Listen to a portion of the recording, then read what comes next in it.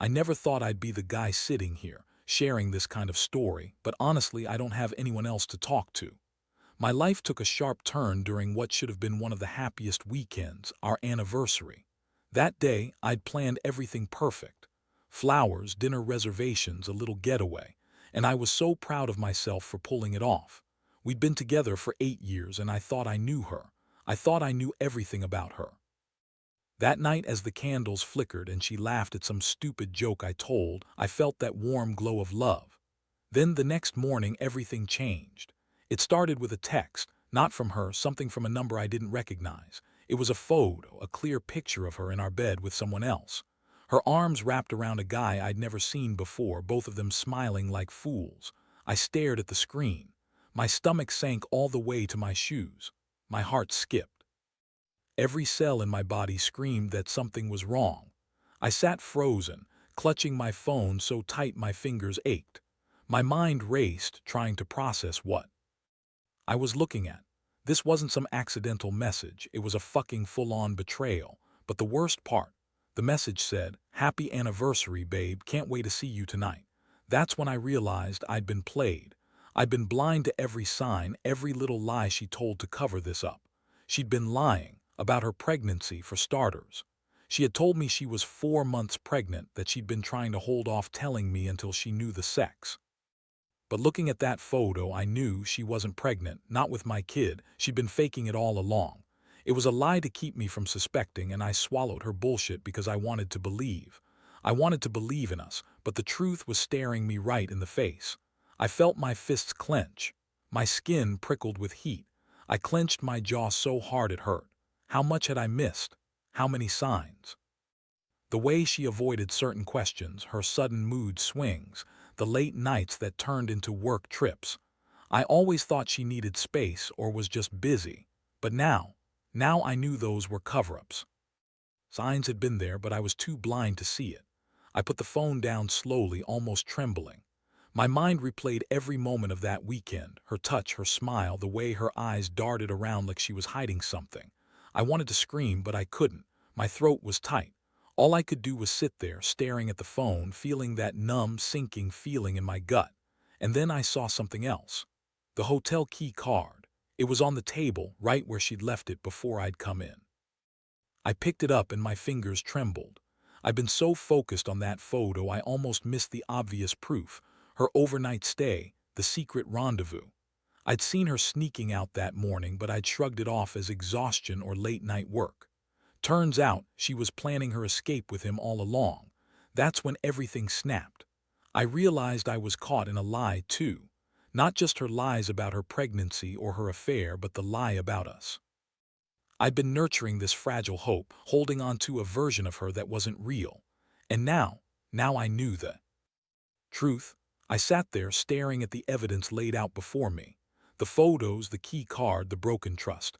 My hands trembled as I thought about what to do next. I wasn't naive anymore. I saw her for what she was, a cheater, a liar, and someone who'd planned her exit with him all along. I didn't cry. I didn't scream. Instead, I felt my pulse pounding in my ears, heavy and relentless. I had to do something. I had to stop her before she left. But first, I needed to figure out just how deep this betrayal went and how I was going to make her regret it. And then I realized this wasn't just about catching her cheating. It was about sending a message. She crossed a line, and I wasn't going to let her walk away without consequences. That's when I started planning my revenge, and I knew it would be perfect. But I still had one burning question. How much damage could she really do before I stopped her? I needed to act fast, and I had no idea where this was going to take me. I spent the rest of the day locked inside, trying to piece everything together. I couldn't sleep, and honestly, I didn't want to. My mind kept replaying the moment I saw those pictures, the way her smile looked so casual, so happy with him. It was like a punch to the gut every time. I kept asking myself, how long has this been going on? Had she been planning her escape for months? Or was this just a spur-of-the-moment thing she decided to do right after lying about the pregnancy? I knew I had to confront her, but not yet. Not until I had a plan. If I was going to do this right, I needed to be calm, strategic. I started digging through her phone, her emails, anything I could find.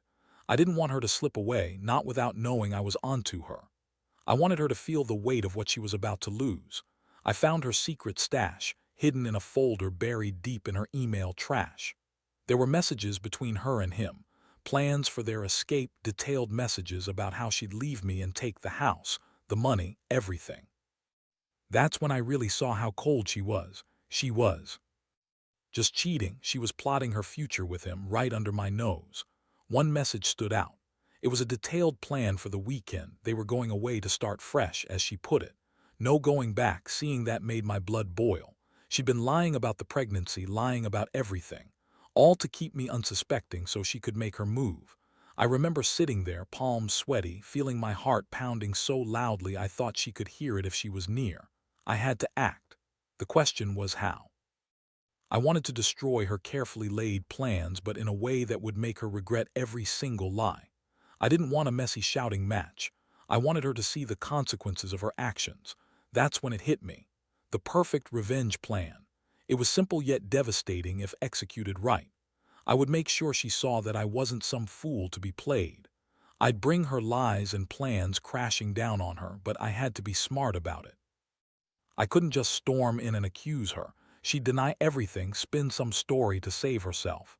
I needed proof, undeniable and irrefutable. First, I would sneak into her phone again, find proof of her plans, her messages. Then I'd set everything up so she'd think she was going to get away with it until I stepped in with everything exposed. I wanted her to feel like the rug was pulled from under her feet, that she'd lose everything she'd worked for, including the trust of the person she'd lied to for so long. I remembered the hotel key card.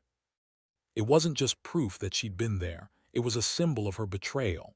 I decided I'd leave it somewhere she'd find it, maybe in her purse or her overnight bag. She'd think I didn't notice, that she'd gotten away with it. But I'd be watching, waiting for her to pick it up, and that's when I'd strike. As I pieced everything together, my stomach was tight, nerves twisted into knots. My fingers trembled as I drafted my plan of action. I'd confront her, show her what I knew, and give her a choice: own up or lose everything. I wasn't planning to go easy on her. Not anymore. I knew this weekend was about to get a lot uglier. But I didn't care. She'd pushed me to the edge, and now I was ready to push back. Hard, because a betrayal this deep. It demanded more than just words, it demanded action. And I was going to make sure she paid the price for crossing every line I thought we had. Before I called her, I looked around the room, feeling the weight of what was coming. I could almost taste the metallic tang of anger in my mouth. I knew she'd try to deny it, spin some story, but I had enough evidence now. She wouldn't escape this time, not without consequences. And when the truth finally spilled out, I wanted her to regret every moment she ever lied, every plan she ever made behind my back. I picked up her phone, my pulse pounding, and started drafting a text she'd never see coming.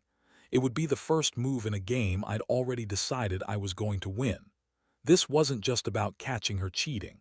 It was about sending a message that she couldn't run from. Not anymore. That night, after hours of meticulous planning, I finally set everything in motion. I knew I had to. Be subtle at first, planting the seed so she wouldn't suspect I was onto her. My first move was to leave her phone on the kitchen table, open to a specific conversation I hacked into earlier, one that detailed her plans to meet him that weekend. I'd already downloaded all the messages, screenshots, and even some voice memos. My fingers trembled as I placed her phone where she'd find it, right before I went to bed. I made sure it was obvious enough. Her favorite mug was there, and I left a note beside it. Looking forward to our weekend getaway, babe. I wanted her to think I was clueless, that I didn't know a thing. I wanted her to get comfortable, to feel safe enough to keep planning her escape. That was the plan, all part of the bigger picture. The idea was to let her believe she had the upper hand, that I was still in the dark. The next morning, I almost couldn't breathe. I watched from a distance as she went straight for her phone. Her eyes widened when she saw the open conversation. Her fingers froze on the screen, her jaw tightening. She knew she'd been caught. For a moment she looked panicked, then the mask slipped back on. She played it cool, picked up the phone, and slipped into another room. I followed her, keeping my face blank, pretending I didn't know a thing. When she came back, her face was a little paler, her eyes darted around. She cleared her throat and tried to act normal. "What's wrong?" I asked casually, voice even but cold. She hesitated, then shrugged. "Nothing, just some work stuff. You know how it is." I leaned against the doorframe, arms crossed. "Really? Because it looks like you're hiding something." I let a moment hang there, then added, "I saw the messages, the ones about running away this weekend. You're planning to leave me, aren't you?" Her face froze, then slowly her eyes narrowed. "You don't know what you're talking about," she said, voice trembling just enough to sound convincing. But I wasn't buying it. I could see right through her act now. I knew her game. "Don't lie," I said, voice low but firm. "I've got everything right here." I pulled out my phone, showing her the screenshots I'd saved. Her face went completely blank. She swallowed hard, then tried to brush past me. "It's nothing, just some stupid joke. You're overreacting." "No," I said sharply, stepping closer. "You're planning to leave me for him. You've been lying about your pregnancy, lying about everything. I don't know how you sleep at night knowing what you've done, but I do know this: your plans are over. You're not going anywhere with him." Her eyes shimmered with something close to panic. "You're crazy. You're reading too much into this." "I don't know what you think you saw." I shook my head slowly. "No, I saw enough. I've got the messages, the hotel key card. You've been planning this for weeks, and I want you to know I'm not going to let you walk away that easy." I could see her trying to gather her composure, but her hands looked clammy, her breathing shallow. She reached into her purse, trying to hide something, but I was faster. I grabbed her wrist gently but firmly. "Whatever you're hiding, just give it up. I've had enough of your lies." She looked like she wanted to cry, but instead, she just stared at me with that defeated look. I knew I'd broken her, or at least I hoped I had. This wasn't about revenge for revenge's sake. It was about making sure she understood just how deep her betrayal ran. I wanted to put an end to her little game. I told her I was going out for a walk, but really, I was heading straight to the local bank. I knew I had to secure my finances, just in case she decided to try and take everything. While I was there, I also arranged for her to get a message from the bank, something about suspicious activity on our joint account. It was subtle, but enough to start making her sweat. When I got back, she was still in the same spot, staring at the phone like it was a ticking bomb. I saw her trying to hide her tears behind a fake calm, but I wasn't fooled. She was scared. Good. That was exactly what I wanted. I sat down across from her and looked her in the eyes. "You think you're clever hiding your plans," I said, voice cold now. "But I've got all the proof, and I'm about to give you a choice. You can come clean, tell me everything, or I'll expose everything to everyone. Your little secret's about to blow up in your face." She looked at me, defeated, trembling with guilt. You wouldn't really do that," she said softly. "Oh, trust me," I said, standing up. "I will, and I will make sure everyone knows what kind of person you really are." I already knew what I'd do next. I'd set up a meeting with a lawyer, start the divorce process, and cut her out of my life for good. I'd had enough of her lies and betrayal. I was done pretending she was someone I could trust. Now it was time for her to face the consequences. I handed her the key card, the one she'd left lying around. "Here's your little souvenir," I said. "This is your last reminder of how far you've gone to hurt me. Enjoy your weekend, because it's your last as my wife." When she finally looked at me with those wide, pleading eyes, I knew there was no going back. This was it. I'd made my move, and now I was ready to see her fall. I knew she'd try to deny everything, but the evidence was too much. And deep down, I knew her next step would be her biggest mistake. The weekend rolled in like a storm. I kept my distance, but everything was set in motion. I had gone through her things, collected every piece of evidence I could find: the messages, the hotel confirmation emails, even the receipts from her secret rendezvous. Now I just waited, watching her every move, knowing she was growing more anxious by the hour. She acted like everything was normal. Breakfast at the table, pretending to be calm, but I saw the cracks. Her hands trembling when she poured coffee, her eyes darting to her phone every few minutes. She was trying to act like she wasn't worried, but I knew better. The game was up. She was feeling the pressure. On Saturday afternoon, she finally slipped up. I was in the living room pretending to watch TV when she rushed past me, heading for her room. I saw her clutching her purse tightly, her face pale. She was trying to hide something, and I was done playing nice. I followed her at a distance and watched her. And her purse. There on top was the hotel key card I'd planted earlier. Her fingers trembled as she looked at it. She quickly shoved it into her pocket, but I'd already seen it. "Going somewhere?" I asked, voice calm but icy. She froze in her tracks, then turned to face me. "No," she said too quickly. "Just I'm going to get some fresh air." "Sure," I said, crossing my arms. "You're lying. That's the hotel key card I planted. Looks like you're planning to run just like I expected." Her face flickered with panic.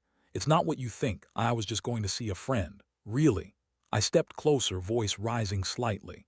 "You think I'm stupid? I saw your messages. You're leaving with him. That's your plan, isn't it, to disappear just like that?" She said nothing. Her eyes welled with tears, but she kept her mouth shut. I felt a surge of anger, not just at her betrayal, but at how she was trying to lie her way out of this. "You know," I said, voice low and steady, "I could just let you go. I could. Pretend I don't know, but I'm not that kind of person. You've lied to me for months, betrayed everything we had. I want you to understand something right now. You're not walking out of here with nothing." I reached into my pocket and pulled out a small envelope. Inside was a letter I'd written earlier detailing everything, the evidence, the fake pregnancy, her plans to leave. I handed it to her now, watching her stare at it like it was a death sentence. "Read that," I said.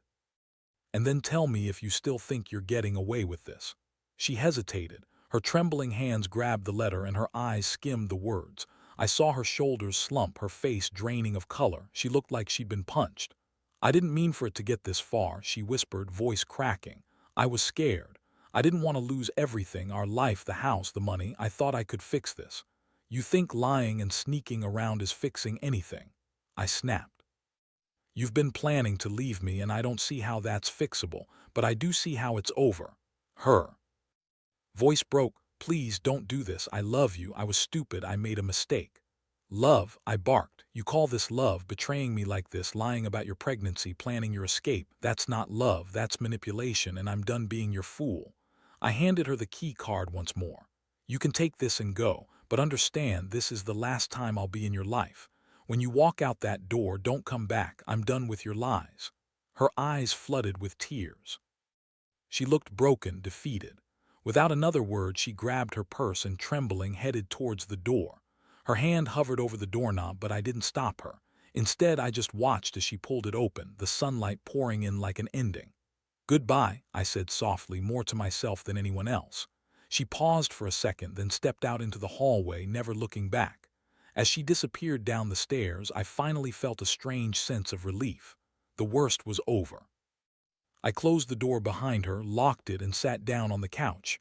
The silence was deafening. I could still hear her footsteps fading away, but I knew I'd never hear her lie to me again. That moment marked the end of everything we'd built, but it also set me free. That day, I learned something crucial: trust, once broken, is nearly impossible to repair. The only way to heal is to cut out the poison, and sometimes you have to walk away from the person you loved most to save yourself. I'd been betrayed. I'd been lied to, but I wasn't going to be a fool anymore. The days after she left felt surreal, like waking up from a nightmare you can't quite remember. I was numb, yet everything around me seemed louder than ever. The walls, the clock ticking, the distant hum of life going on without her. I stayed in that apartment, staring at the empty space where she once sat, the bed she'd shared with me, the photos we took together, all of it suddenly hollow. I spent most of the day reviewing everything. The evidence I'd collected, the messages, her plans. It was like watching a slow-motion train wreck. I'd been so blind, so trusting. But now, with that trust shattered, I realized how much I'd missed. Little things, her late nights, her cold shoulders, the way she used to avoid my gaze when I'd confront her about something. I knew I had to do more than just cut her out. I needed to send a message. A clear, unmistakable one. She thought she'd get away with her betrayal, but I was going to make sure she understood. This wasn't going to be swept under the rug. She was going to regret every moment she'd lied, every plan she'd made behind my back.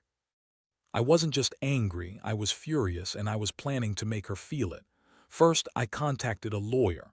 I went through the process of filing for divorce, making sure everything was documented. I wanted to be thorough.